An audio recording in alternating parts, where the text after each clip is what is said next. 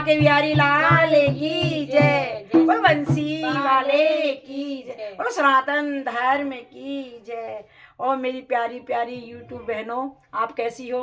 हमें लगता है कि आप सब खुश होंगे, अच्छे होंगे, स्वस्थ होंगे और मस्त रहो, खुश रहो, स्वस्थ रहो।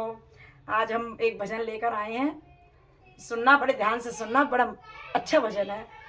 कोई किसी में मगन, कोई किसी में मगन, कोई किसी में मगन, कोई किसी में मगन। मैं तो अपने बांके बिहारी के भजन में मगन, मैं तो बांके बिहारी के भजन में मगन।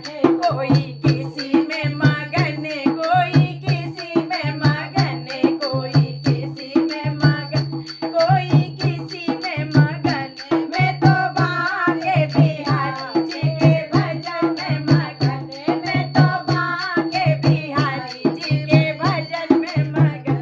कोई कोठी में मगन, कोई बंगले में मगन, कोई कोठी में मगन, कोई बंगले में मगन। मैं तो छोटी सी झोपड़िया में भाई में मगन, मैं तो छोटी सी झोपड़िया में तो भाई में मगन। कोई किसी में मगन, कोई किसी में मगन, कोई किसी में मगन, कोई किसी में मगन। मैं तो अपने बांके बिहारी जी के भजन में मगन, मैं तो बांके बिहारी जी के भजन में मगन।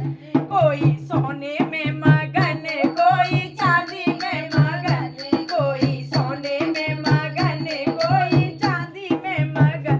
मेरी तुलसी की माला में तो